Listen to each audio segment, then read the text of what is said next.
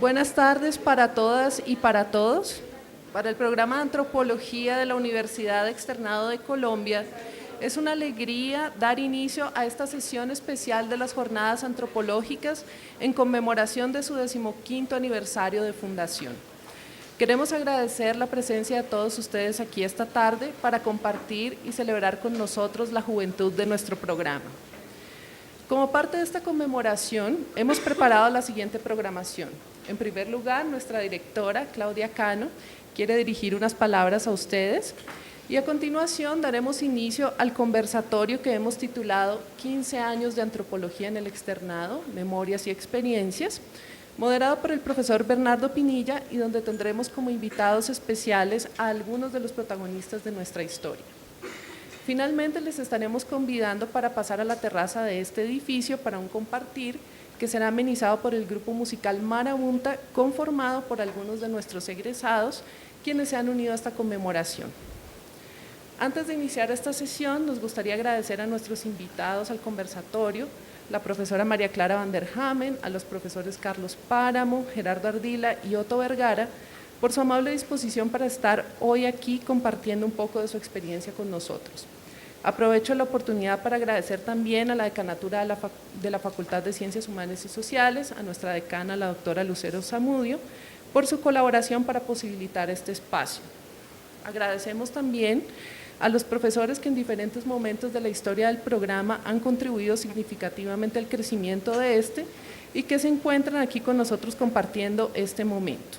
A los profesores Claudia Patarrueda, Marta Sade, Nelsa de la Hoz, a nuestros egresados y profesores que también hacen parte del programa en el día de hoy. Queremos agradecer porque actualmente a través de su espíritu crítico y propositivo continúan trabajando por el crecimiento y renovación del programa, atendiendo a los actuales retos a los que se enfrentan la antropología contemporánea y los y las jóvenes antropólogos y antropólogas. Por supuesto, queremos agradecer a nuestros alumnos y egresados que están aquí hoy, porque son ellos quienes posibilitan este ejercicio académico y profesional. Quisiera hacer un agradecimiento especial también a nuestra egresada y asistente del programa, Lucía Torres, ya que gracias a su compromiso esta jornada ha conseguido materializarse.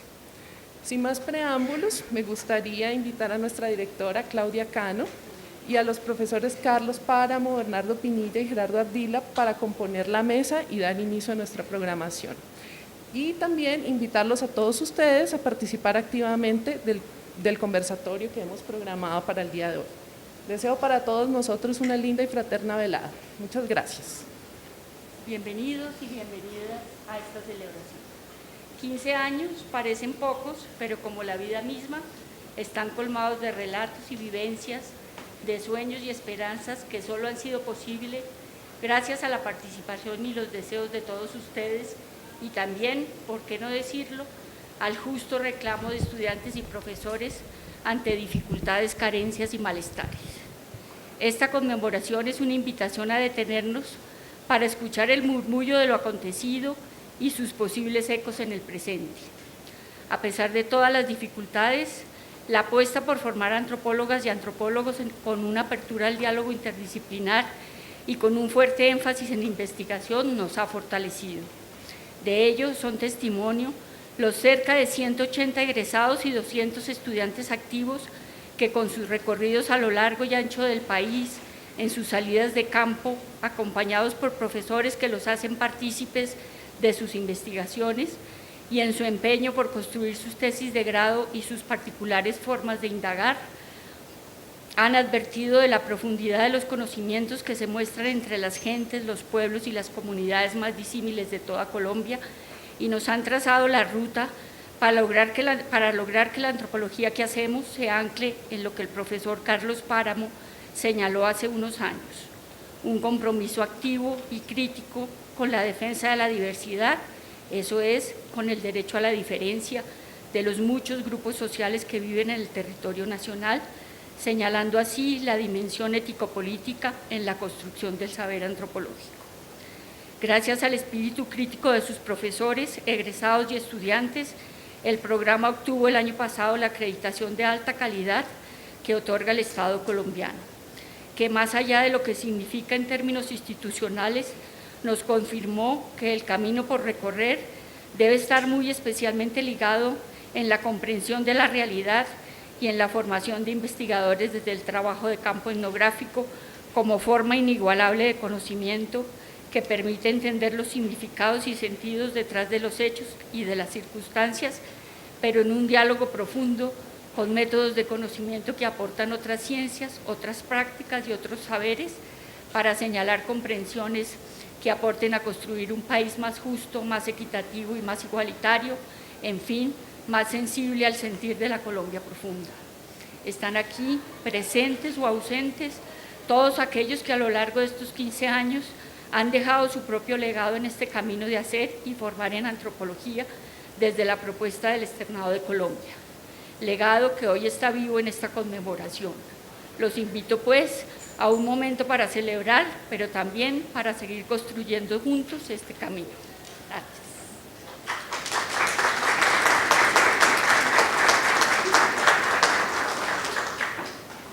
Es Bernardo Pinilla, estudiante del programa de antropología de esta facultad y actualmente profesor unas horas en una cátedra que hace parte del programa.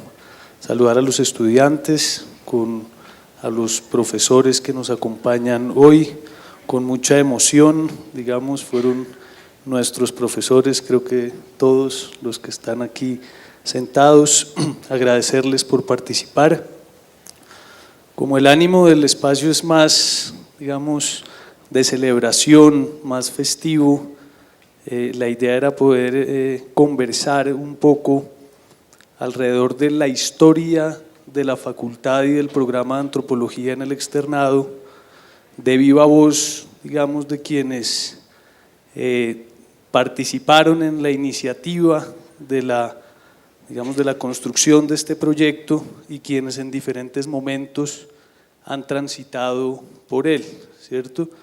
Hay hoy una nueva generación de profesores, de estudiantes que no conocen probablemente la historia del programa y esta invitación se da precisamente por considerar importante empezar a pensar en la historia del programa de antropología del externado como parte fundamental de las condiciones necesarias para pensarnos también hacia el futuro, ¿no? Entonces queríamos darle la palabra a los profesores, digamos a los maestros mayores, como se dice, para que compartieran con nosotros a partir como de unas preguntas muy puntuales, la experiencia de ellos aquí en la universidad, en la construcción del programa, digamos en todo lo que ha sido la evolución del programa de antropología en estos últimos 16 años. Entonces, básicamente lo primero era poder escuchar de parte del profesor Gerardo, que fue tal vez del primer grupo que creó la facultad, y del profesor Carlos, de la profesora Claudia, poco que nos contaran cómo fue la historia de la construcción de este proyecto, a partir de qué necesidad, digamos, surgió este proyecto y cómo se vincularon a él, ¿sí? Eso por un lado. Y por el otro, ¿qué ha significado este proyecto y el tránsito de ustedes por la creación y el desarrollo del programa de antropología en su propia experiencia como antropólogos, por supuesto, como profesionales de las ciencias sociales, pero también como personas, ¿sí? Entonces, para que pudiéramos empezar como conversando alrededor de esas dos preguntas y por supuesto, si surgen preguntas del público y que es la idea, porque es una conversación, podamos ir haciendo esto más dinámico y más interesante con el objetivo que tenemos. Entonces, profesor Gerardo, yo le voy a dar la palabra a usted. Entonces voy a, digamos, a repetir, no sé, digamos, si previamente pudiéramos hacer como una presentación de los profesores o si entramos ya de una vez. Yo creo que vamos a entrar en materia. Entonces son dos preguntas puntuales que son: ¿cómo surge la iniciativa de la construcción del proyecto y del programa de antropología aquí en la Universidad Externado? Un poco a partir de qué necesidad surge este proyecto y cómo se vinculan ustedes en sus diferentes momentos a la construcción de ese proyecto en respuesta precisamente a esa necesidad a partir de la cual surge. Esa es la primera. Y la segunda es: ¿qué ha significado, qué sentido, digamos, en la experiencia de ustedes ha tenido su tránsito por la creación y el desarrollo del programa de antropología en su experiencia como antropólogos, por supuesto, como profesionales de las ciencias sociales y como personas? Yo creo que es muy importante. Bueno, muchas gracias a todas y a todos los que tuvieron la idea de organizar esta reunión y a quienes permitieron que estuviera entre los invitados. Muchas gracias por eso. Yo ante esa pregunta,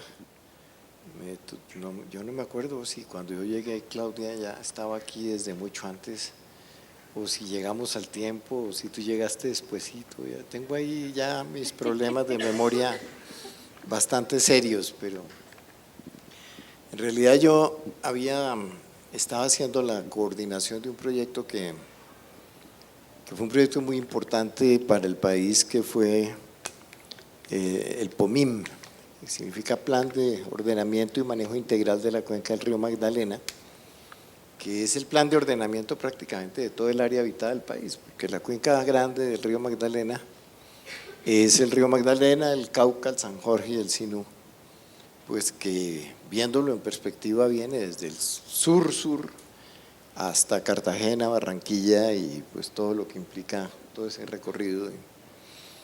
Y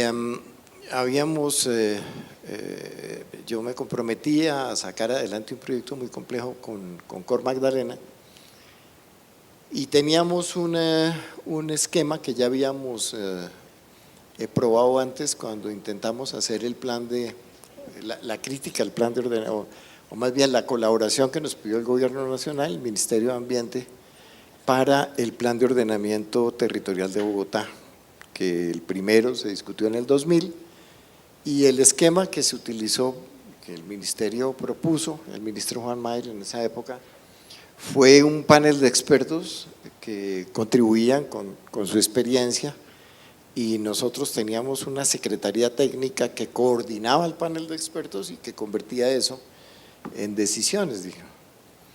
Y eso hicimos también con Cor Magdalena. Entonces teníamos un panel de expertos gigantesco donde estaba Orlando Falsborda, estaba Gilberto Echeverry Mejía, estaba Manuel Rodríguez Becerra, Eduardo Aldana Valdés. Bueno, muchos de los miembros del público esos nombres no quieren decir nada, pero son nombres que fueron muy importantes en su momento y era un grupo muy interesante. El panel de expertos estaba compuesto por 12 personas y teníamos un equipo, una secretaría técnica que estaba compuesta por 32 personas, es decir, una cosa bastante grande. Y pues teníamos que cubrir una cantidad de campos, y yo en ese momento recurrí a Lucero, a quien conocía desde la Universidad Nacional, socióloga de la universidad, y sobre todo la conocía bastante por la presencia que en esa época tenía en el escenario nacional y en el distrital todavía mucho más, el Centro de Estudios de la universidad, porque no había facultad, ¿verdad? Y en el trabajo con Lucero empezamos a comentar una cosa que nos pasaba por igual, y es que montábamos proyectos muy grandes y muy importantes y formábamos gente en esos proyectos, y apenas terminaba el proyecto, pues la gente no podía quedarse porque tenía que seguir comiendo, y pues abandonaba el proyecto y teníamos que volver a empezar de cero y perdíamos en gran medida la formación de esas personas que a su vez terminaban enriqueciendo a otros grupos que al fin y al cabo a otras universidades o a otros, o sobre todo a las entidades privadas, a los organismos privados de investigación y demás, que no les había costado un peso la formación de tanta gente, ¿no? Y eso nos parecía un problema y lo hablamos con Lucero en ese momento, buscando alternativas y buscando posibilidades. Entonces Lucero me contó que por esa razón estaban intentando que el centro de investigaciones tuviera una facultad a su alrededor. Esa es, digamos, la razón por la cual empieza a construirse esta facultad. Y ese proyecto duró, yo pienso que cerca de 2 años en total. Al final de ese proyecto, que debió ser el año 2003, pienso yo, estaba empezando la historia negra de Colombia con Álvaro Uribe en el gobierno y las ciencias sociales estaban un poco, se habían echado hacia atrás un poco y estábamos viviendo ese periodo tan doloroso de asesinatos permanentes de investigadores, de luchadores sociales, la muerte de Carlos, ¿cómo se llama? Ahora hoy me van a tener que perdonar porque he perdido por completo la memoria de tantas cosas y me cuesta recordar, me demoro. Yo me acuerdo, pero me demoro. De Andrés en Santa Marta. El asesinato de él pues fue algo que nos golpeó mucho a todos porque era alguien tan cercano a todos nosotros, ¿no? A quien habíamos conocido y que en cierta medida respondía muchísimo al estereotipo del científico social. El bacán, el tipo, el rumbero, el preocupado por los procesos sociales, el tipo que es amigo de todo el mundo, el que apoya gratis a todo el que se lo pida y a todos los grupos a todos los movimientos sociales que llegaban a él. Pues, un poco para él para nosotros era un poco ese modelo y pues su asesinato fue para nosotros, para gran parte de los científicos sociales, muy duro. Alfredo Molano estaba fuera del país, estaba, perdón, que saludara a las madres del programa. La tía putativa. Bueno, eso no lo discuto, yo no sé, tú verás. Bueno, el punto es que si uno cogiera por orden, la situación de las ciencias sociales era desesperada en esos momentos, ¿no? Y teníamos clarísimo que había que hacer varias cosas y una de esas cosas era fortalecer el trabajo de las ciencias sociales en el país. Y yo creo que en esa razón y en ese momento surgen la mayoría de departamentos, no solamente de antropología, sino de ciencias sociales en un sentido mucho más amplio, en casi todas las universidades de provincia, como una necesidad realmente de respuesta a la situación concreta que estaba viviendo el país en ese momento. Terminamos el proyecto y Lucero me invitó a que formara parte de un equipito que estaba empezando a trabajar aquí, ahí es donde no me acuerdo si tú ya estabas, yo creo que todavía no. Estuve antes. Y estuviste después, sí, me acuerdo. Por eso es mi duda de si ya estabas o no. Entonces, la persona que había hecho prácticamente la primera propuesta para el departamento era Lucy Battenberg. Y la propuesta realmente era una propuesta con muy buenas intenciones y con todo el cariño que le tengo a Lucy y el respeto por su trabajo y demás, pero era la propuesta hecha por una persona que estudió antropología pero que no la ha practicado y que no está en la antropología, eso es clarísimo. Entonces su propuesta era una propuesta hecha entre una experiencia ya vivida y una distancia con la antropología, pero habían avanzado muchísimo y muy rápido. Cuando yo vine ya prácticamente tenían la licencia, el permiso que da el Ministerio de Educación y lo que teníamos que hacer era empezar a ajustar eso porque había que hacerle los ajustes propios de una visión un poco distinta de lo que había quedado en el programa. Pero además ya Lucero y Lucy y pues algunas personas, entre ellas Claudia que estaba aquí antes, habían desarrollado los 7 departamentos que conforman la facultad y habían avanzado, era impresionante lo que habían avanzado. En términos administrativos, prácticamente todos los permisos y todo estaban dados ya, y se había avanzado enorme también dentro de la universidad. Fernando Inestrosa veía con muy buenos ojos la propuesta. Yo leí una frase en esos días que nos reunimos con él y dijo que una universidad que no tenía artes y ciencias sociales no era universidad, y que tenía que crear artes y ciencias sociales. Creo que se murió antes de poder crear artes, pero tiene el artista de su hijo, que hace muchas cosas aquí. Entonces, pues supongo que con eso pensó que suplía la necesidad de la facultad. Yo ahí sí no sé, pero yo respondo por Roberto porque lo conozco mucho, todo un artista.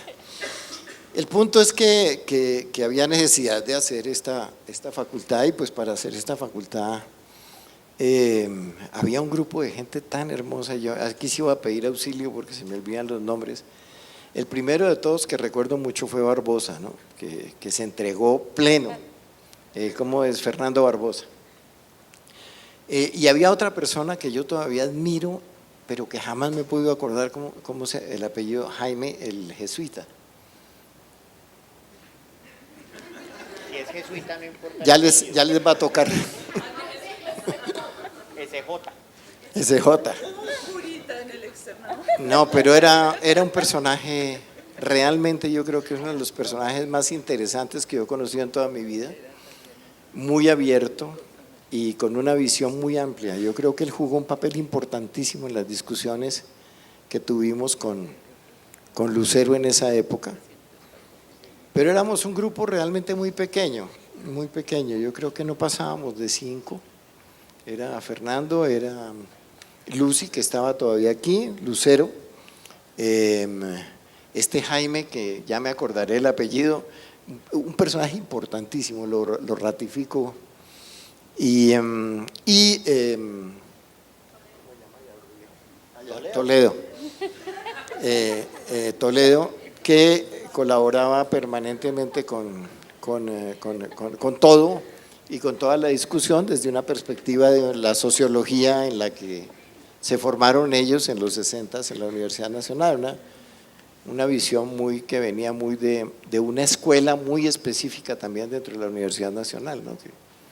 que era muy opuesta además a toda la otra tradición de la que era Cabeza Orlando Falsa. Pues, es otra historia, pues una historia que de alguna manera se trasplanta naturalmente, y que aquí pues era clarísima en la forma como se planteaba en las discusiones. Pero ahí había unas ideas muy importantes y que a mí me enamoraron, y yo creo que fue delicioso trabajar en ese grupo. Yo recuerdo esa época como una de las épocas más agradables de mi vida, así como la salida de aquí fue una de las más desagradables de mi vida también. Pero creo que esa época de trabajo fue muy bella porque fue una época muy creativa y trabajábamos mucho aunque no nos veíamos todo el tiempo. Yo recuerdo que nos reuníamos al final de la tarde aquí en salones, y gran parte de las discusiones y de lo que no lográbamos cerrar casi siempre lo cerramos en la casa de Fernando Barbosa, tomando sake, que Fernando siempre ponía unas tacitas, era muy poquito desafortunadamente, y comiendo comida que él preparaba del Japón, que era eso también hacía muy cálido el trabajo del grupo, ¿no? A pesar de que teníamos debates muy fuertes adentro. La otra cosa que recuerdo con muchísimo cariño en ese momento fue el interés que tenía Lucero, y que yo creo que es admirable y que ella logró llevar a la práctica, por tener una base inicial para todas las carreras que fuera la misma y que diera el pie para la disciplinariedad. Y esa base similar, la discusión era hasta qué punto la interdisciplinariedad se podía hacer desde el principio. Había una idea que yo no me acuerdo de quién era, pero que discutimos muchísimo, que para que existiera interdisciplinariedad era necesarísima una muy fuerte disciplinariedad, y que si las disciplinas no eran fuertes, pues la interdisciplinariedad era un soplo. No existía, porque cómo se interdisciplinaba algo que no tenía en sí mismo discursos que pudieran ser complementarios y discursos que no formaran parte de un discurso homogeneizante y empobrecido en esa medida. Y ese tipo de discusiones eran las que teníamos permanentemente. Unas semanas después de haber iniciado se vinculó Otto Vergara, porque Otto había formado parte de nuestro grupo. Yo había llevado a Otto al proyecto del POMIM y ahí se conocieron con Lucero y con Álvaro y ellos lo invitaron después a Otto a que se vinculara, así que Otto llegó como ya habíamos avanzado un poquito.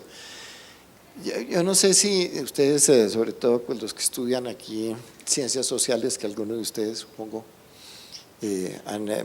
habla mucho de esa concepción del tiempo, el tiempo elapsado y el tiempo que se concentra, y de los problemas que uno tiene cuando quiere hacer memoria y uno no sabe en qué tiempo se mueve, es decir, las cosas que a uno le gustaron a veces le parecieron largas o lo contrario, y las otras le parecen tan cortas, pero cuando uno va a ver el tiempo se sorprende.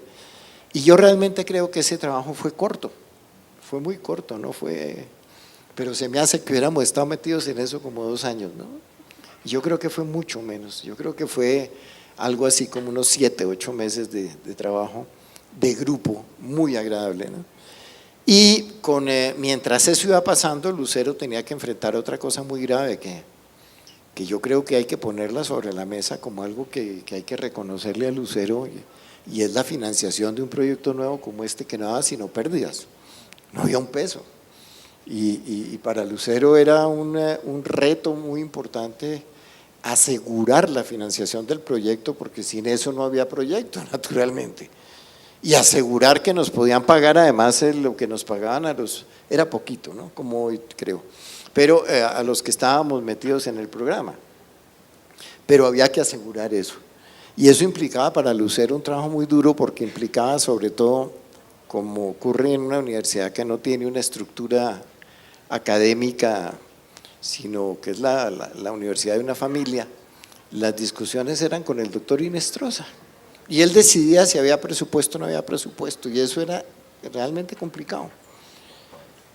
Y logró Lucero una cosa que a mí me parece, yo creo que ella algún día alguien tiene que recoger esa parte, porque Lucero logró que Inestrosa decidiera que la facultad de cosas internacional, ¿cómo se llama? De relaciones internacionales, financiara la Facultad de Ciencias Humanas por 5 años. Y eso fue clave, porque asegurábamos 5 años de vida de la facultad mientras empezaba a producir. Y a los 5 años, pues la suerte era o se autosostenía o se cerraba. Y yo creo que el trabajo de Lucero ahí fue importantísimo. Lucero estaba con una gran parte de su tiempo dedicado a eso, a asegurar la subsistencia del programa.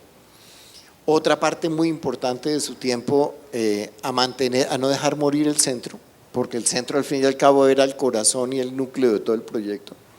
Sí, pensábamos que la idea era que los proyectos que se generaban en el centro tenían que ser los proyectos que alimentaban la facultad, y que había una interacción permanente y muy fuerte entre los dos, interacción en el sentido de que la investigación en la facultad tenía que apoyar el centro, y el centro a su vez tenía que alimentar a la facultad. Y con base en esa visión, sumado a la necesidad de hacer esa parte básica compartida, empezamos también a discutir con algunos de los autores que cada uno traía como los que pensaba que eran más importantes. Lucero básicamente Castoriadis, y el tema de la complejidad para ella era el alma de todo el asunto, y desde la perspectiva de Castoriadis yo creo que ella propuso gran parte de lo que nosotros avanzamos aquí, empezando por una cosa que yo no me acuerdo los nombres, pero creo que se llama Seminario Central, y el Seminario Central tenía una característica que tratamos de cumplir hasta donde fue posible, porque es que el otro problema que teníamos que enfrentar fue que crecimos muy rápido. pero crecimos, y al crecer, pues lo que habíamos soñado cuando estábamos tan poquitos, pues era muy difícil de llevar a la práctica. Y dentro del Seminario Central, una de las cosas que era importantísima es que todos los profesores de la facultad participábamos en el Seminario Central con un coordinador de tema. Y ese fue el modelo inicial. Yo recuerdo que íbamos a clase todos. Y recuerdo, pues, incluyendo a Lucero. Entonces, los temas que íbamos a tratar los trabajábamos, pero era con los estudiantes, ¿no? Era un tema, era compartido. Y era muy interesante y muy agradable. A veces yo me acuerdo de Clarita y de Claudia quejándose porque yo las involucraba en la discusión a veces sin preguntarles, y entonces me decían, no haga eso, no se acuerdan que no me preguntes. Yo me acuerdo de otro que ahora comentaré.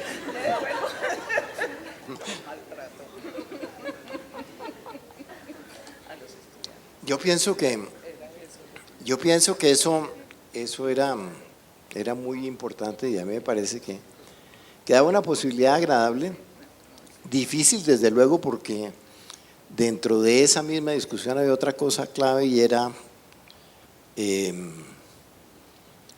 a mí me parece eso muy importante, es que podíamos discutir temas difíciles y seguir trabajando como equipo. A mí esa parte me pareció siempre muy importante como parte de lo que era la facultad.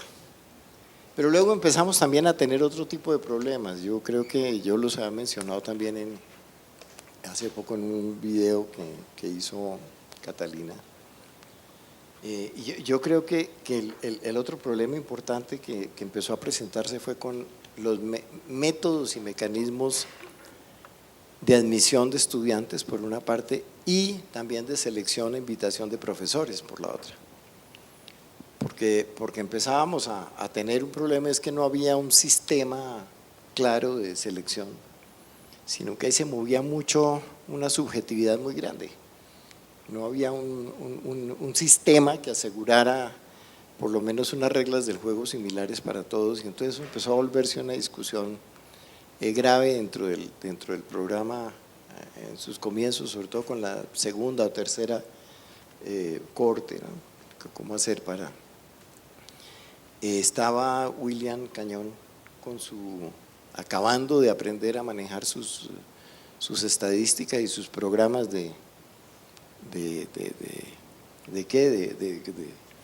adivinación del futuro, más o menos, ¿se acuerdan? ¿Cómo llamaba eso? Que lo que hacía era que a cada uno no lo aplicaban, y entonces decía, usted es malo, usted va a matar a su mamá, usted es un personaje, llama esa, este no lo podemos recibir porque el programa dice que que es peligrosísimo, que no es adaptable socialmente, y por lo tanto ya hay que sacarlo. Hicieron entre profesores y todos éramos pervertidos sexualmente. Pero cuando eso yo ya me había ido. Cuando eso yo ya me había ido. Yo tampoco. Creo que no quedó sin un pervertido. El hecho es que claro, eso era una discusión muy seria, porque teníamos unos mecanismos, digamos, la entrevista directa, muy heredada de la antropología, por una parte, y por la otra parte, pues el lío de estos mecanismos, ¿no? de estos sistemas de selección tan complejos, de esos test que no compartíamos, no compartíamos mucho. Y fue muy interesante porque muchas de las personas que admitimos contra el test resultaron buenas, y muchas de las que el test había catalogado como excelentes, pues no lograron, muchos se retiraron muy rápidamente. Digamos que yo no tengo datos de eso no creo que eso se haya hecho un análisis de eso. Entonces eso yo creo que fue, ya empezó, en la medida en que iba creciendo el programa, iba llegando más gente, empezamos a tener más problemas, ¿no? Yo contribuí y ayudé mucho con Lucero a traer profesores, que fue otra de las cosas. Y yo creo, no sé si Clarita esté de acuerdo conmigo, pero yo le invité al programa, a Carlos también. Bueno, yo no me acuerdo a quién más, pero a todos, creo. Beatriz. Y no, yo había traído otros que no, o sea, no se quedaron, que no vinieron. María Angélica viene un poquito después, pero yo tuve que ver también algo, yo la recomendé posiblemente. Pero el punto es que, eso en el programa de antropología, pero yo traje, también yo invité a Camilo Domínguez para geografía, yo traje también a ¿cómo se llama?, a Elkin Velázquez, que estuvo aquí un tiempo y que él todavía recuerda con alguna gratitud. Él hoy en día, Elkin Velázquez es el director de ONU Hábitat para América Latina, y él acababa de doctorarse en geografía y estaba muy metido en campañas políticas muy cerca de la visión y el trabajo de Antanas Mockus, y era muy interesante porque estaba permanentemente tratando de hacer esa revisión de política y geografía y política y ciencias sociales que nos parecía muy interesante. También yo también invité al programa y fue dificilísimo, tuve vergüenzas grandes, ¿no?, a Brigitte, cuando tuvimos que empezar a hacer biología, invitamos a Brigitte y el doctor Inestrosa rechazó su contratación después de haber avanzado, con una frase bastante despectiva que jamás han tenido para ella en la Javeriana, donde siempre se formó. De manera que esos detalles también me parece que forman parte del asunto, ¿no? Una universidad tan liberal, excesivamente preocupada con la diversidad que implicaba traer a personas como Brigitte que dictara biología, ¿no? El otro tema también bastante desagradable en el que estuve muy involucrado y también tuve que pasar mucha vergüenza fue apoyando a Lucero en la traída de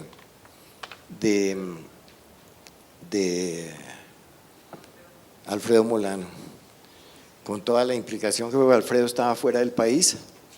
Avanzamos en un contrato para que se hiciera cargo de sociología y cuando llegó el doctor Inestrosa consideró que tener a Alfredo Molano dentro de la universidad podría ser peligroso porque por hacerle un atentado a él podían herir a otra persona. Y esa fue la razón, el argumento con el cual se rechazó al puro final cuando se iba a firmar el contrato con Alfredo. Yo no sé si eso alguien más tiene memoria o que uno eso se le olvida después. Uno organiza los recuerdos de acuerdo con lo que le conviene en gran medida, ¿no? La memoria es tan selectiva y trata de permitirle a uno sobrevivir a sus propios errores, ¿no? De manera que pienso que mucho de eso se muere o se transforma en él. Pero yo creo que fue importante y sobre todo yo creo que el inicio de la facultad fue un sueño que compartimos y que nos dio mucha alegría durante un periodo relativamente largo, ¿no? Yo creo que esa parte fue muy interesante. Ahora, la parte, y yo como lo dije hace un momento, creo que fue una de las etapas más, que yo recuerdo como más interesantes de mi vida. Pero también la salida de aquí fue una de las que recuerdo como terribles, ¿no? Por lo menos unas actuaciones de quienes estaban al frente tanto de la facultad como del departamento muy poco corteses. Es un tema simplemente de cortesía, ¿no? Y un abandono total y un olvido y un borrar completamente la historia y lo que hemos jugado algunos de los que estamos aquí adentro. Entonces, esa parte para mí sí todavía es dolorosa, les confieso que todavía la menciono a ver si logro ir quitando un poquito esos dolores viejos que ya, a mí se me olvidan afortunadamente, porque tengo unos más nuevos, pero de todas maneras lo reemplaza uno, eso es lo que uno hace, ¿no? Pero claro, volver aquí y estar aquí y hablar de eso, pues otra vez le vuelve uno a recordar lo poco cortés, por no ponerle otro apellido, a cómo se dio ese momento en el que me invitaron amablemente a no volver. Pero aquí estoy pues acompañándolos a ustedes con mucho placer Creo que hay un grupo de estudiantes que estuvieron en esas primeras fases. Yo creo que a mí me da la impresión que como las 3 primeras cortes, ¿no? que como éramos tan poquitos podíamos ser coherentes y consecuentes con lo que habíamos pensado. Pero después venía otra parte donde yo ya pues no estuve, pero además yo estuve en el comienzo de los problemas del crecimiento, ¿no? Adaptarse a lo nuevo era muy difícil, sobre todo porque no habíamos logrado, pues nosotros seguíamos dependiendo, la facultad seguía dependiendo de la facultad de ¿qué? ¿Cómo es que se llama? Relaciones internacionales, y el presupuesto pues no crecía, pero los problemas sí crecían rapidísimo, ¿no? Entonces yo en eso yo sí quiero darle a Lucero mi admiración, porque fue bien difícil manejar eso sin plata, sin opciones, prácticamente sin una visión clara también de para dónde iban las cosas, ¿no? Porque en la medida en que fue creciendo, lo que se soñó inicialmente se fue desbarajustando y mantenerlo se hacía cada vez más difícil, ¿no? Yo creo que con una facultad tan grande, por ejemplo, el seminario central al que tenían que asistir todos los profesores y todos los estudiantes se vuelve un lío, se vuelve un verdadero lío para poderlo cumplir y llevarlo a la práctica. Pero pues yo creo que no tengo ni idea cómo se solucionó eso después. Yo no he vuelto a tener ninguna relación con la facultad y con la universidad después de eso, entonces no tengo ni idea, y pues yo creo que es suficiente con esta introducción larguísima de lo primero que hicimos, y muchas gracias a todos y a todas por la generosidad de invitarme hoy a estar aquí con ustedes, ¿no? Muchas gracias, profesor. Como siempre saben que parte de lo que nos condiciona es el tiempo, entonces agradecerle al profesor, pero usted era de los primeros, pero agradecerle a los demás.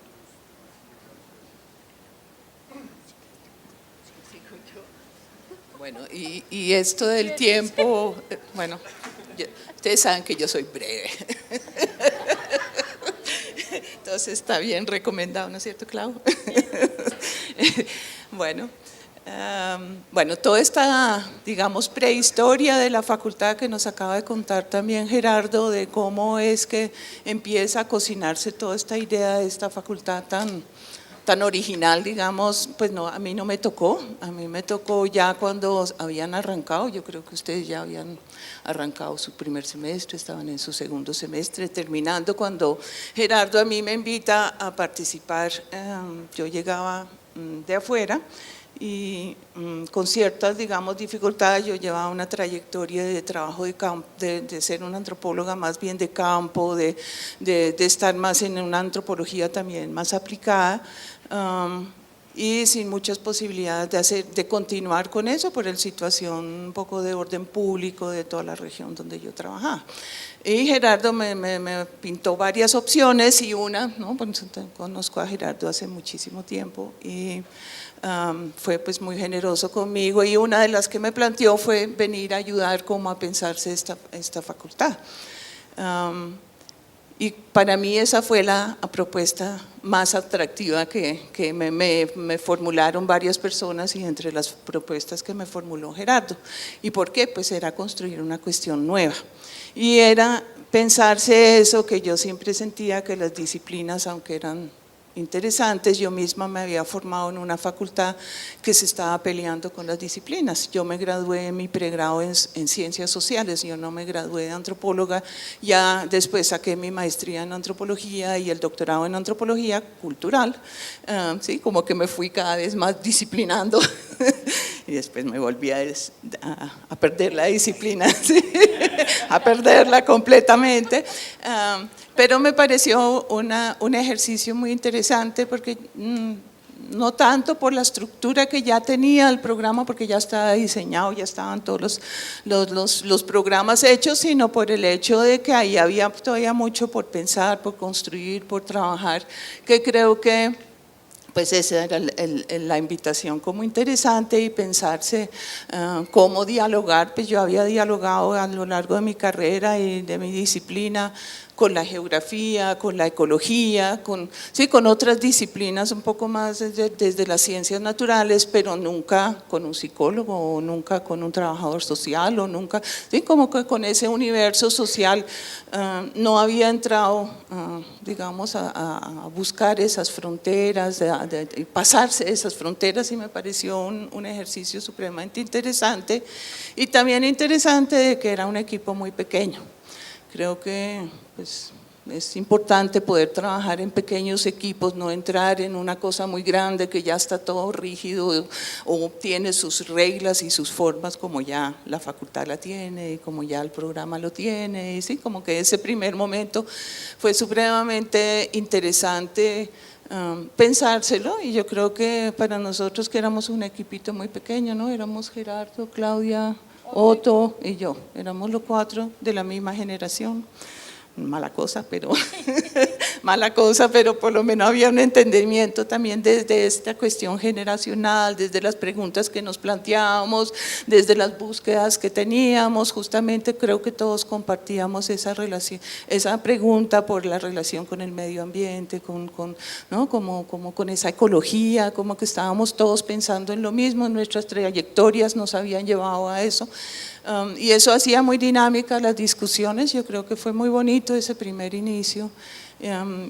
Hablando con Catalina, que nos entrevistó pues a todos, se me vino otra vez a la mente ese primer momento donde nosotros estábamos no solo como en el programa debatiéndonos todo, porque había un seminario disciplinar del primer semestre, del segundo semestre, del tercer semestre, y así íbamos creciendo. En cada uno todos debatíamos qué debía ser el contenido y cómo era que lográbamos hacer ahí como una continuidad, que no fuesen unas rupturas entre un seminario y otro, sino que la antropología realmente pudiera expresarse a pesar de estar atados a un seminario central. Y esas eran discusiones muy interesantes donde también compartíamos bibliografías, visiones, énfasis que pensábamos que debían hacer, y pues hacíamos unas discusiones pues agradables. Pero no era solo el programa lo que discutíamos, sino también digamos, esa interdisciplinariedad que se quería construir. Entonces uno como profesor pues estaba en el área de investigación, tal como, ¿no?, los laboratorios como están ahora, que generaban un debate alrededor de la investigación y una temática. Estábamos en los laboratorios como las que ustedes ahora todavía ven, de crisis, futuro y cotidianidad.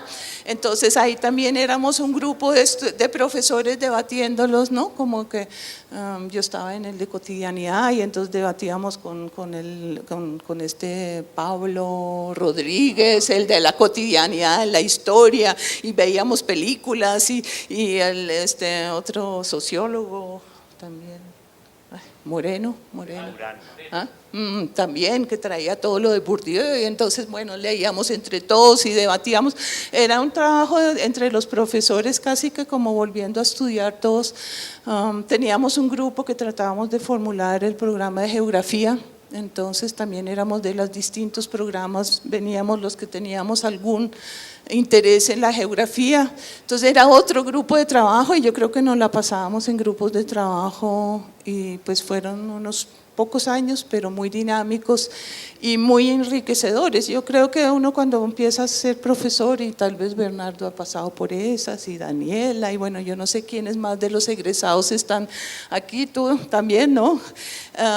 Que uno cuando va a dar clase realmente vuelve a estudiar, entonces vuelve ahí sí a estudiar bien, porque le pueden preguntar de todo, y entonces se vuelve a digerir de otra manera todo lo que vio uno en su propia carrera como estudiante. Entonces para mí ese primer periodo fue un periodo supremamente enriquecedor, y yo creo que para las primeras cohortes fue también muy especial.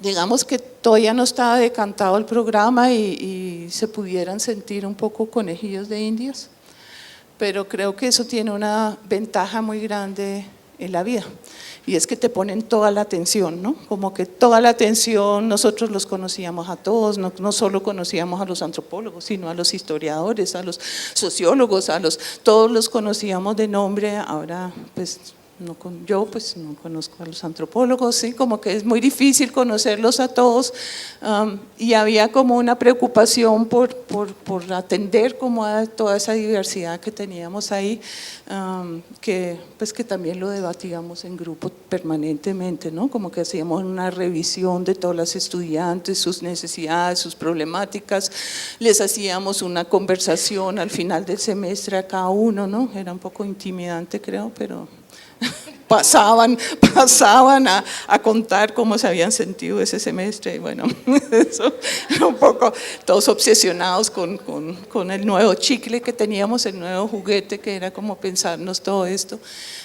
Pero creo que sí fue una experiencia supremamente bonita, y a mí, pues yo estuve muy poquito tiempo coordinando el programa de antropología, con pues ciertos niveles de frustración en esa coordinación, que creo que los que han estado más tiempo de pronto la supieron manejar o la saben manejar mejor que yo la supe manejar.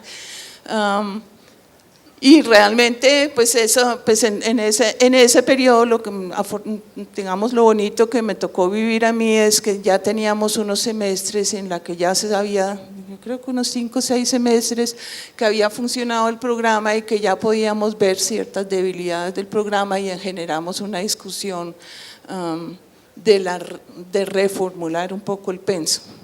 Yo me acuerdo que ahí introdujimos ciertos temas, debatimos qué énfasis le faltaban, le abrimos todo ese espacio a la historia, a la no historia, ¿no?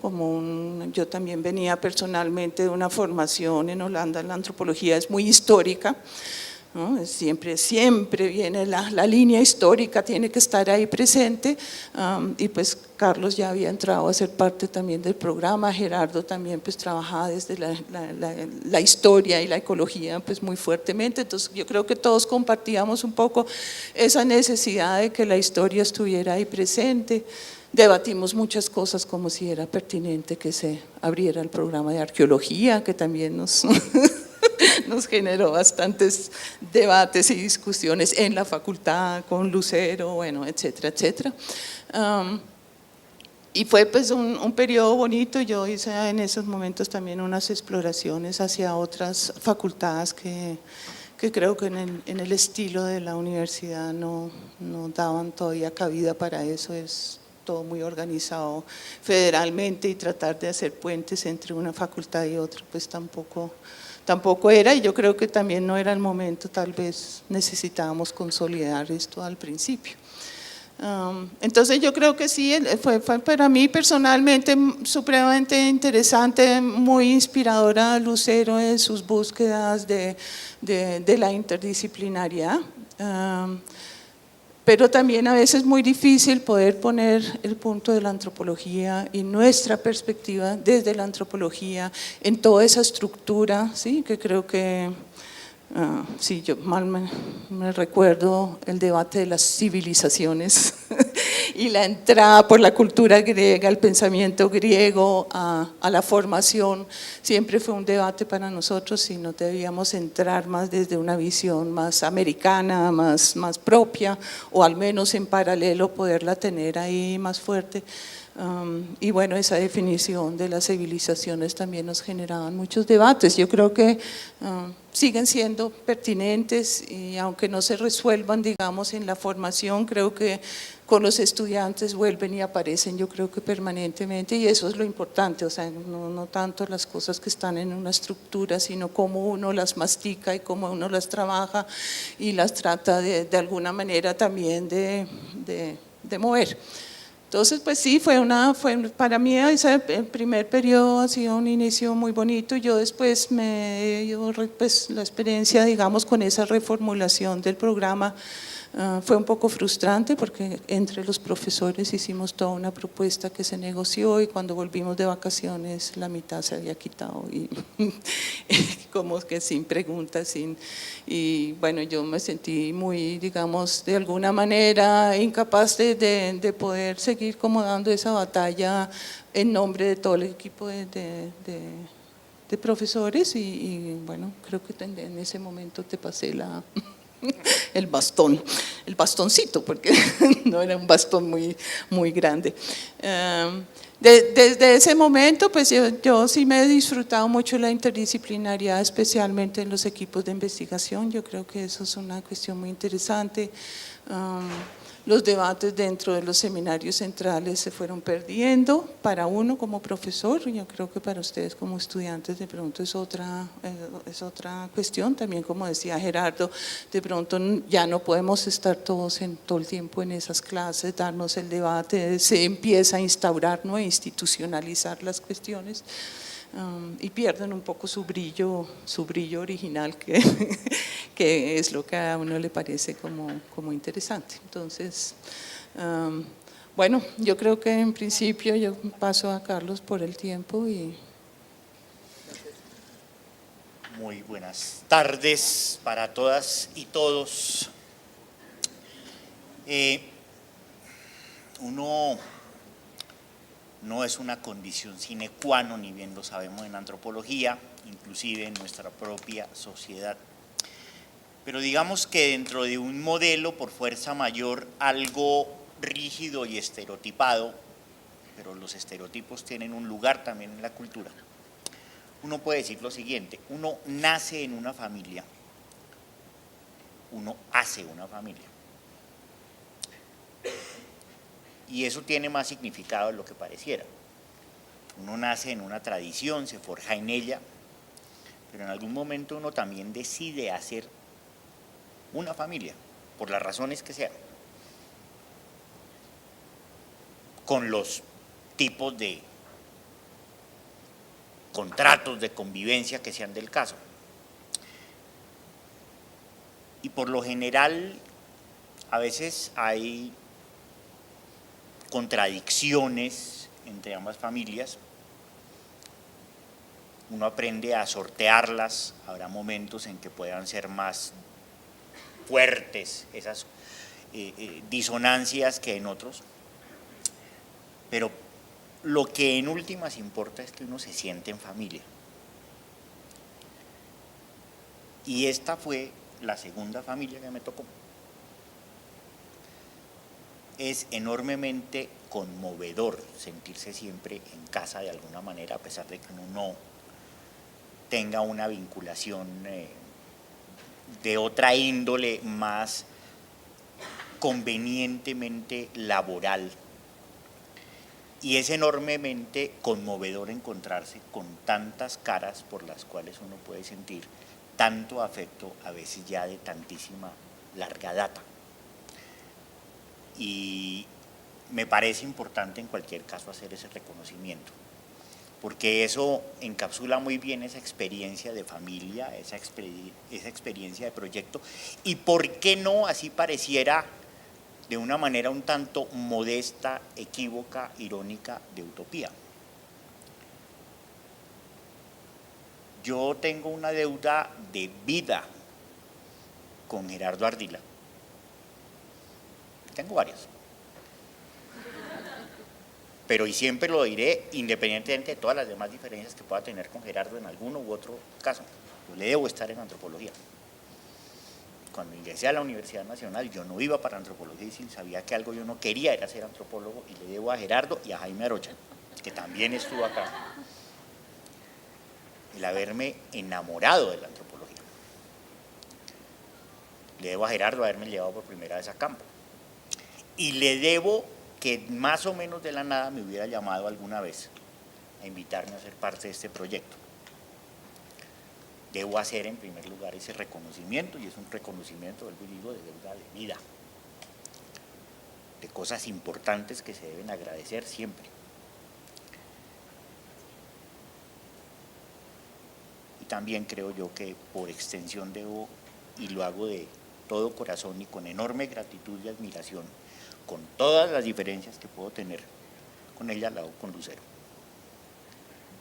que en cualquier circunstancia me parece que es una persona del todo admirable y de una tenacidad absolutamente loable, aparte de ser una mujer fascinante, así sea una pesadilla a veces.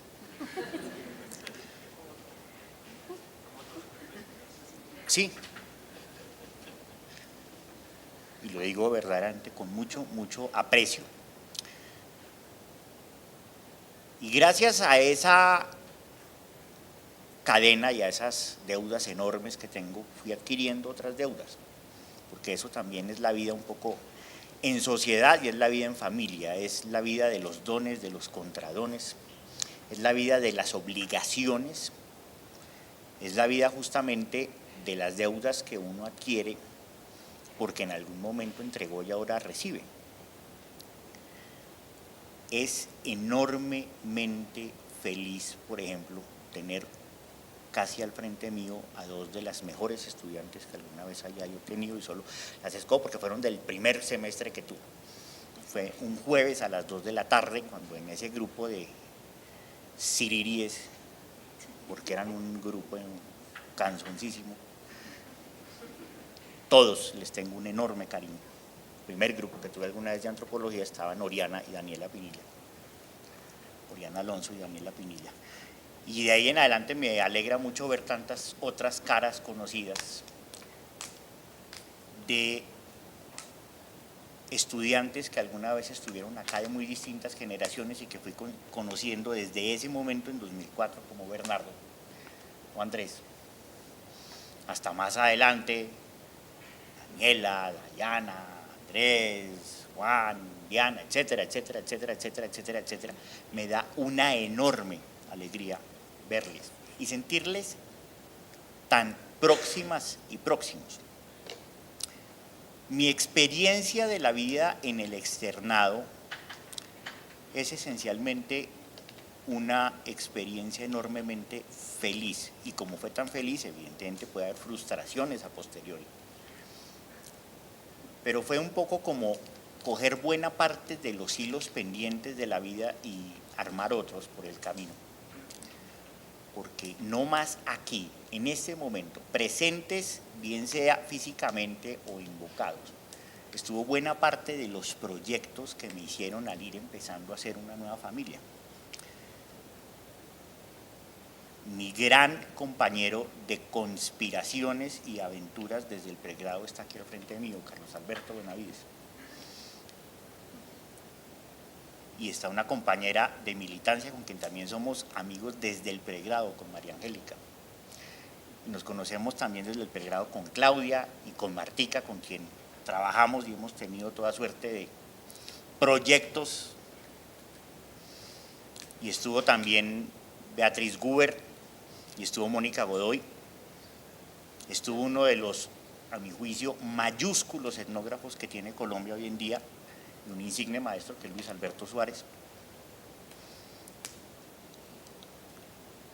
Y no sé, ahora que nos estamos sincerando, que puedan decir Clarita o Claudia, pero creo yo que logramos hacer un equipo muy sabroso, tan sabroso que nos miraban feo porque decían que todos nos íbamos a almorzar juntos, y entonces eran los de antropología por un lado, y sí, era algo que chocaba un poco, pero me parece muy importante porque si en alguna época de la vida he sentido yo que en el ámbito académico formal ha habido proyecto, ha sido acá.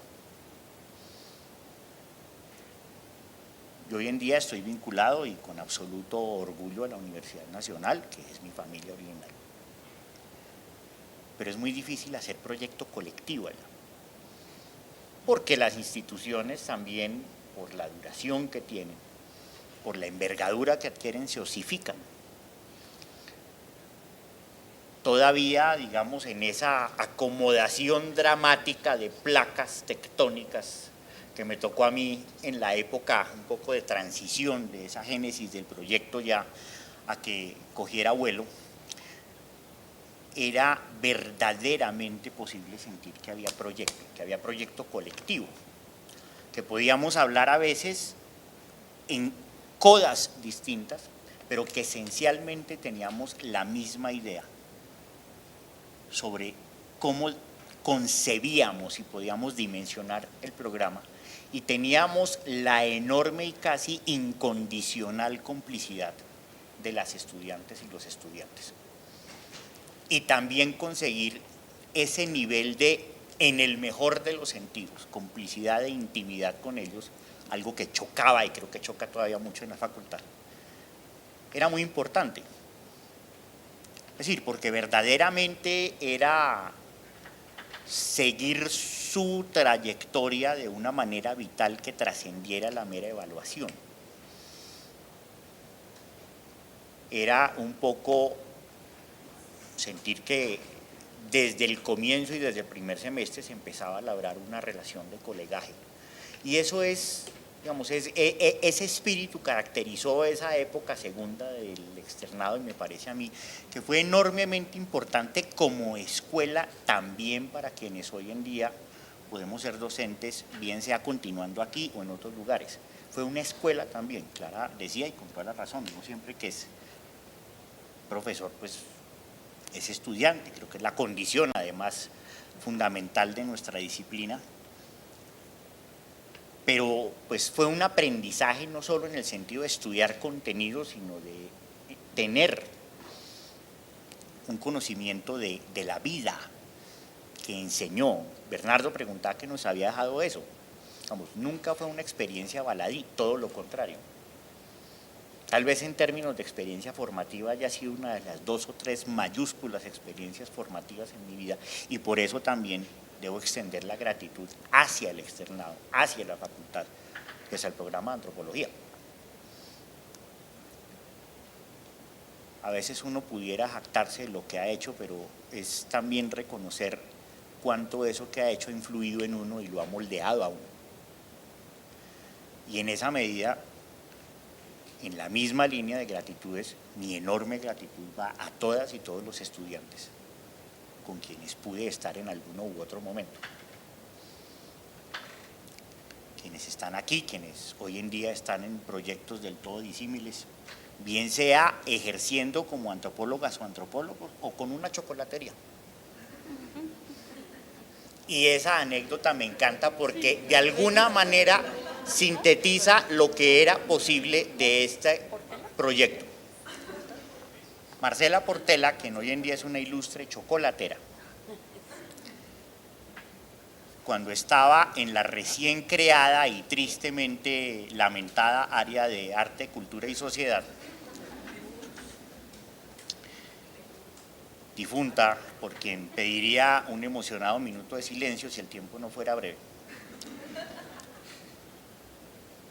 tuvo la crisis que era habitual cuando tenían que sortear ese aparatosísimo trayecto del proyecto, el estado del arte y la cosa, y prometía una cosa y luego cambiaba de tema y quería otra, etcétera, etcétera, y nunca concretaba nada, hasta que un día me tocó sentarla en la cafetería y más o menos decirle, bueno, se acabó el semestre y qué es lo que pasa, y en ese momento Marcela verdaderamente se desbarató, y creo que no estoy traicionando ninguna intimidad si cuento que se atacó a llorar, que nada le decía nada porque lo de su vida era el chocolate. Y pues creo que la respuesta era obvia, pues haga su tesis sobre el chocolate. Cosa tan maravillosa, tan absolutamente evocadora, tan absoluta. Es decir, ahí hay lo que Moll llamaría un hecho social total. En una chocolatina Jet está el mundo. Es el don, pero es también la real economía del chocolate, es también el sistema productivo, es la eterna pregunta de por qué uno puede seducir y enamorar con un chocolate y no llevándole una olla de arroz a alguien, que conjura, digamos, las más básicas intelecciones del a veces muy barato materialismo cultural. No, digamos, había ahí enormes preguntas. Y eso fue enormemente chocante en el seno de la facultad, y creo que también era muy chocante para muchas muchos estudiantes, pero para mí ese es el modelo de tesis, no porque fuera una tesis espléndida, nunca alcancé a verla completa. Conocí tesis espléndidas aquí y me ufano además de haberlas acompañado. Pero una tesis como, vuelvo y digo, es que las tengo muy presentes porque eran dos modelitos muy bonitos, la de Daniela y la de Oriana, cada una con un estilo muy distinto, que tenían dos cosas muy bonitas que son modélicas en antropología y que demostraban que aquí se podía hacer gran antropología en lo que importa. La tesis de Marcela no fue una gran tesis, pero es lo que a mí me parece más importante en términos de proyecto. Es la tesis en la cual uno está enamorado de lo que estudia, es en la tesis y el ámbito en el cual uno puede ser feliz. Yo tengo una idea muy clara sobre para lo que es la universidad y para lo que es ser antropología. Y a estas alturas no tengo ningún ambaje en decirlo. La antropología está para que seamos buena gente y es para ser buenas personas. De resto, me tiene sin cuidado firmar PhD. Creo que eso lo hace uno menos buena persona, la verdad, muchas veces. La antropología está para ser buena persona, buena gente. Digamos, la defensa de la diversidad no es algo que está escrito en un papel. Es de alguna manera también asumirlo como proyecto de vida y comienza en la esfera más próxima. Procurar ser buenas personas, buenos compañeros, buenas parejas, buenos padres, etc. Creo que para eso es, y para eso uno tiene que ser feliz con lo que hace. Y era el proyecto de buscar que la gente fuera feliz con lo que hacía. Hay una cosa que nunca me gustó de la facultad, y es que de alguna manera era seguir el camino más tortuoso, latigándose con cilicios la cuesta arriba y sobre una cuneta de piedrecillas en las rodillas, y al contrario. Vamos, creo yo que el enorme orgullo que tuvimos en esa generación, con Claudia, con María Clara, con Otto un buen tiempo, con Beatriz, con Luis Alberto, con María Angélica, con Mónica, fue el de procurar que fueran felices y que hacer feliz no era una pérdida sino una ganancia. Vamos, era la idea justamente de dimensionar las cosas a gran escala y poder pensar en grande. Poder pensar en grande como en la tesis de Oriana, que era pensar absolutamente en chiquito, y se fue a trabajar al islote más, o nominalmente, parece que no es, pero más sobrepoblado de la tierra, el islote de San Bernardo, con una intuición antropológica de primer orden, que era cómo poder convivir en el islote más sobrepoblado de la tierra, que era a través del humor, de una noción del humor, de la levedad que hacía posible sortear las inevitables convivencias que eran restricción del espacio. Si eso no es antropología a gran escala, no lo es nada. La tesis de Daniela, en ese sentido, fue espectacular, fue lo mismo, pero a una escala completamente distinta. Es decir, este programa fue cosmopolita mucho antes de que otros programas lo fueran, y Daniela ya estaba haciendo un trabajo de primer orden con migrantes bolivianos en Brasil. Una tesis de la cual Gerardo fue jurado también, y lo fue Carlos Alberto, y lo fue Marta.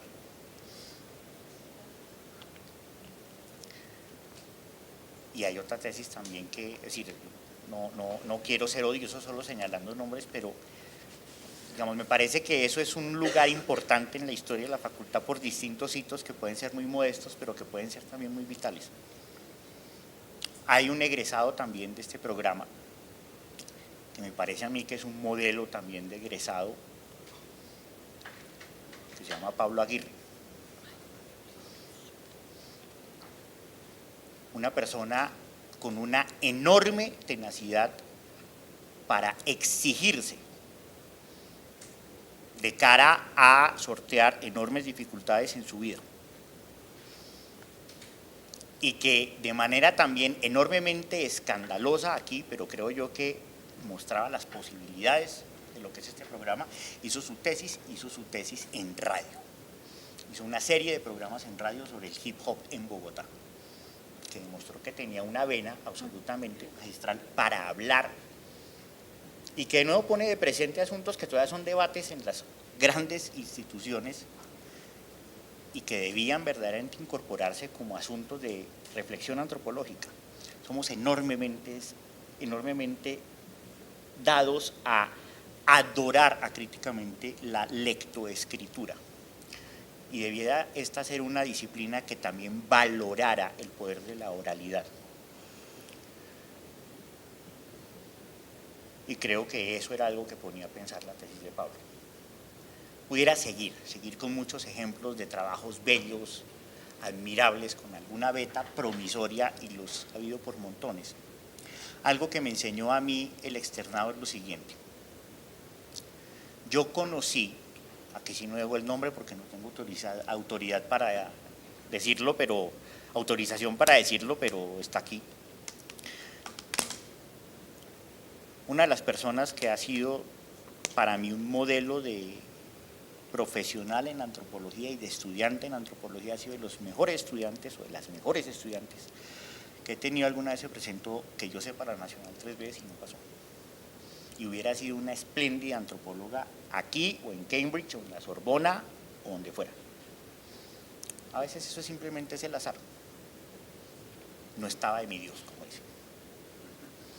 Y que estuviera acá, de alguna manera demostraba que no era una condición de segunda no haber pasado en la Nacional o en los Andes o donde fuera, sino que también había un proyecto propio. Y hay una cosa que yo aprendí del externado y que todavía valoro enormemente.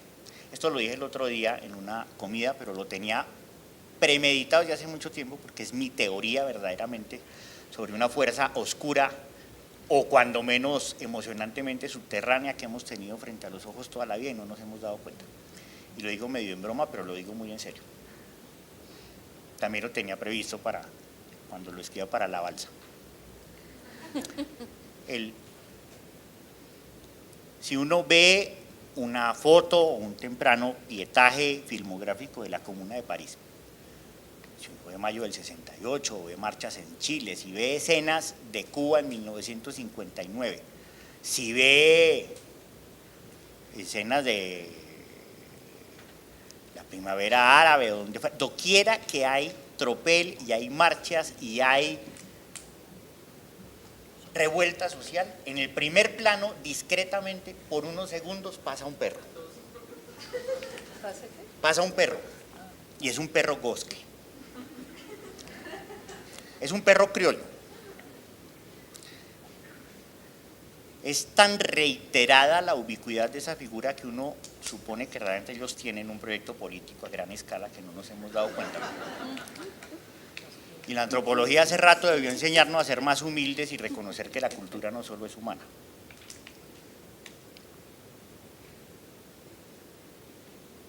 No sé cuál sea verdaderamente el proyecto político de los Gosques, pero hay una cosa que hace a los Gosques entrañables, admirables, y es que son siempre esperanza. Tienen un mundo que ganar. No nacieron con ningún abolengo. No nacieron con esa cosa tan peligrosa que es el pedigrí. Un Gosque se abre camino en el mundo a punta de gracia, a punta de ingenio, a punta de malicia. María Alejandra Vallejo hizo una tesis sobre malicia en el Capoeira.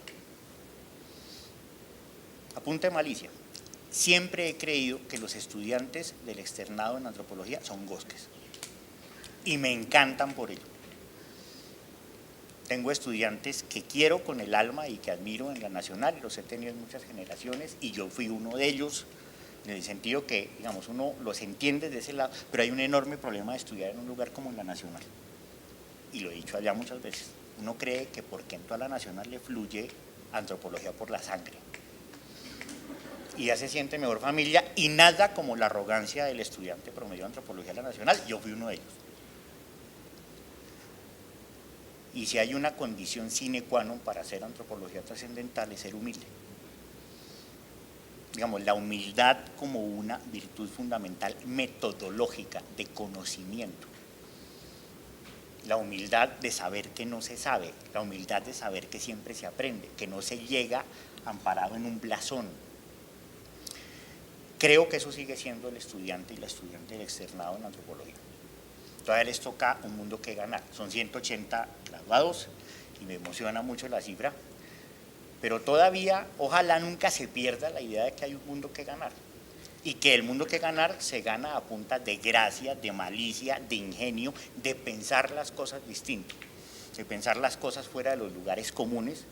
Y si hay una gesta, que habría que decirlo, y no lo digo de ninguna manera, de manera odiosa, porque lo que no quería hoy era ser como la hermana mala en la Cenicienta y venir a decir cosas feas en un cumpleaños, pero creo que es parte de la gesta, es que la facultad muchas veces y las áreas hacen todo lo posible por regular, normalizar, volver perfectamente reconocibles y carentes de originalidad los proyectos de antropología y volverlos reconocibles en el ámbito de eso que llamamos ciencias sociales, a falta de mejor imaginación o replantearse qué es eso. Y no hay antropología donde no hay originalidad, donde uno no puede ver el mundo desde el otro lado, desde el lado oscuro, desde las antípodas. Y si algo creo que ha caracterizado desde sus orígenes el trabajo de estudiantes aquí en muy distintas claves es eso. Es ese mundo que ganar, que verdaderamente de manera silente, subterránea, imperceptible, como los bosques, puede que en algún momento se tome el mundo. El mundo académico, el mundo de la antropología, que creo que ya tienen derecho también a soñar como debiera ser, y ojalá fuera para ser mejores personas. Creo que es eso. Muchas gracias. Lo mejor que nos puede pasar es estar en una lista de los adultos. No, ya.